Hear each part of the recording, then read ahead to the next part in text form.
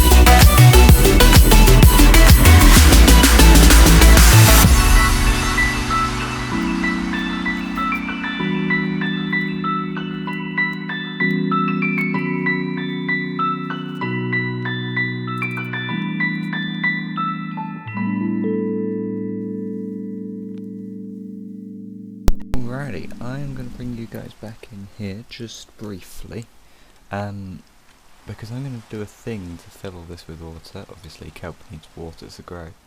I don't think we've talked about before in this series, so let's... oh no, I believe we have, but I think we've talked about the opposite functions, so let's talk about this. So, you may remember we used hose pulleys over our lava generator to get infinite lava from a massive lava pool. Well, hose pulleys can actually work the other way as well, in that they failed to finish sentences, in that they can deposit liquids as well.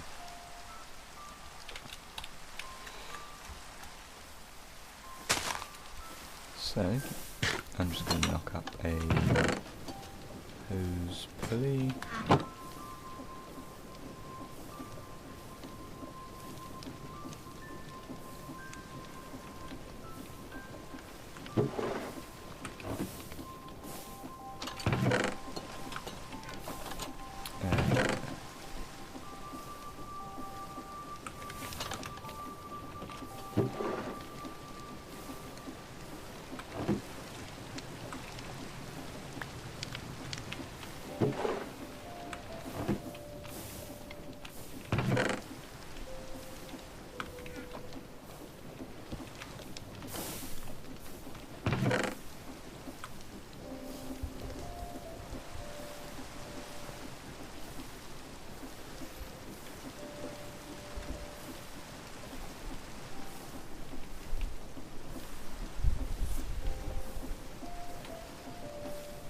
There we go, right.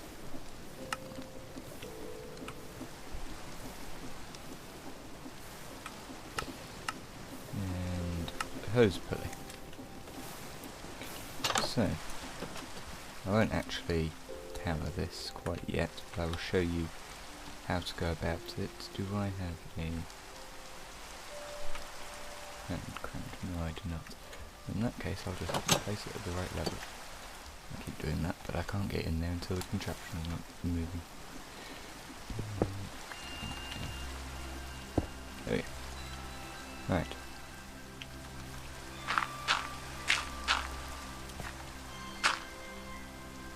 So, we obviously want the water level to start a block, no, at these harvesters.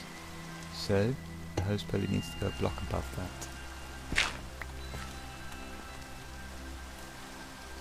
And then we just need to feed some water into there, and it will automatically fill up all of this.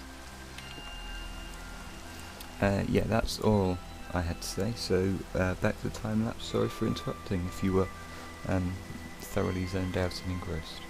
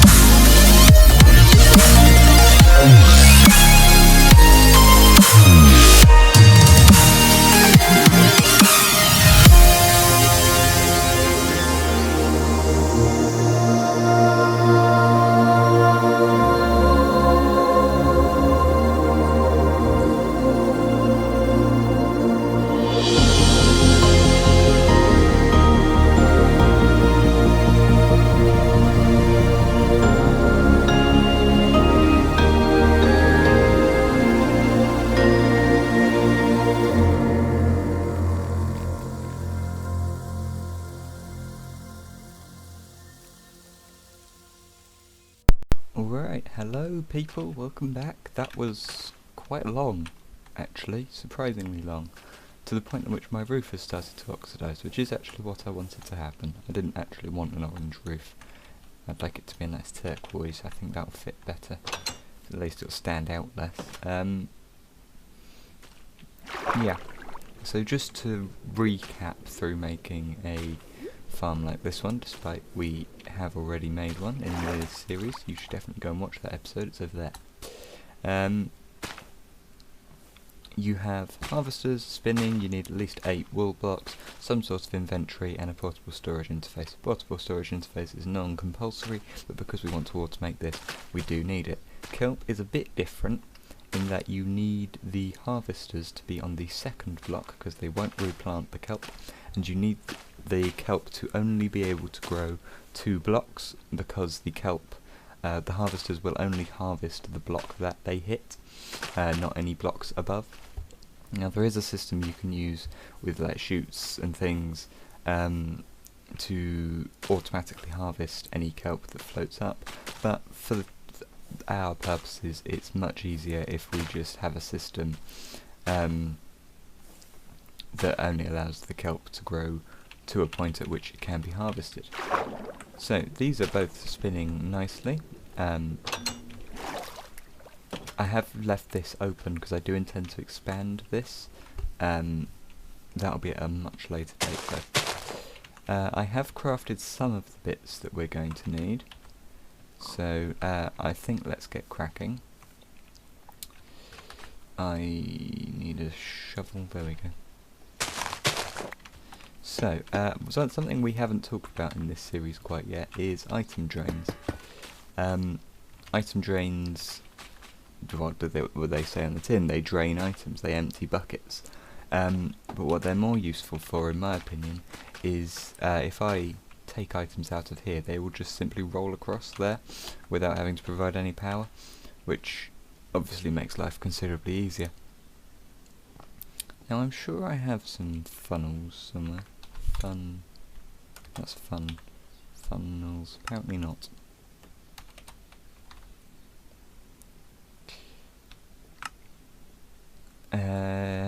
Yeah, we'll need a few andesite ones, and I haven't got any electron tubes, for crying out loud. Can I make any? Well, I've got the rose quartz, which is the difficult bit. Okay, give me a sec. I should have thought of this. I was sort of expecting to already have some funnels, but apparently not. I've also been cooking up a ton more bread. I do obviously plan to automate that at some point, but that's not the biggest issue as of right now. There we go. And now we can craft some brass as well, of which we are going to need many. So the andesite funnel can go there, inputting, and then the brass funnel can go there, outputting. I think we've talked about this before. Andesite funnels can only output 1 but can accept any amount. Brass funnels can output any amount and accept any amount. So this is sort of resource optimal. The next thing that we want is to cook all of this kelp into dried kelp, which is a fantastically simple process. I just need to dig out this little trench. We've already gone through how to cook things, to be honest, so frankly you should know this. But I'll go over it anyway. So they can go in there. I need some belts, ironically.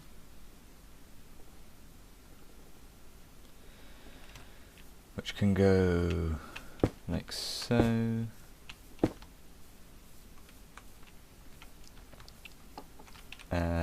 We need another vault over this end. We're going to need more brass funnels because I need 3 there, because I need to filter them. Don't have any more rose. Oh, I have some rose quartz, it's just not polished. Crying out loud. I do need a sugarcane farm at some point soon. Even if it's just a big row of it next to a river somewhere. because at the moment it's, yeah. Did I leave all my sugarcane over here? Again. No, but there is some quartz in here that I'll take. Oh, and also some dark oak saplings. I didn't know I had dark oak. Of course there was a dark oak forest over that way, wasn't there? Still, I've got to work out where I put my sugarcane.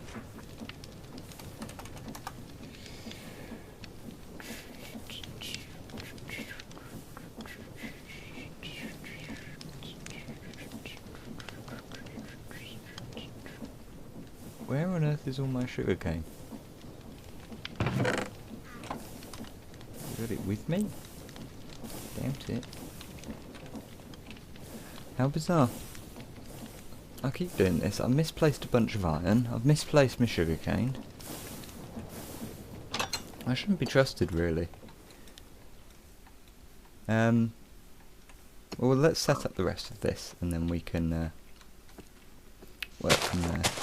So we're going to need 3 blocks along there. Same over here. I will put a building around this at some point, by the way. I don't know if I want to put other things in the building as well, like bread production, for example. Because you will be pleased to hear that is not permanent. Anyway, we need fans along here. Campfires will go in here.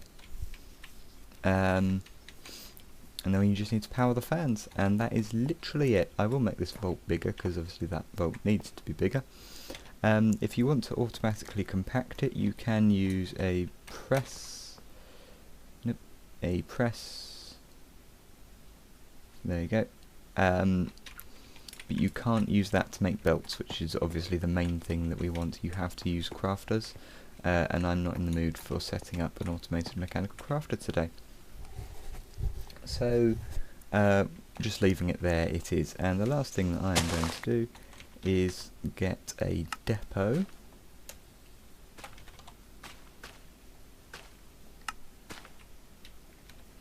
And plonk it there. And then when we get another brass funnel, it will go on there, and that allows us to take from there. In fact, I might hook this up to the Frogport system as well. But again, you guys know how to do that, so that is it for this episode. Hopefully a little bit of a shorter one after the last one being the best part of an hour. Something I'm very conscious of. I'd want my videos to be around half an hour, but some things just take so long. So yeah, I hope that this is a more reasonable length for you all. Yeah. Okay. In that case, I will get all this powered up between episodes. Let me do an outro. Let's do an outro, eh? That'd be clever, wouldn't it? Thank you all very much for watching. I hope you have enjoyed. If you did enjoy, please like, subscribe, press all the buttons that the algorithm likes, and even if you didn't enjoy, I think you should press those buttons anyway. Go watch the rest of the series, go watch my podcast. Yeah. I think that's all the words that I need to say, so thank you all very much for watching. I love you very much, and I shall bid you adieu. Bye!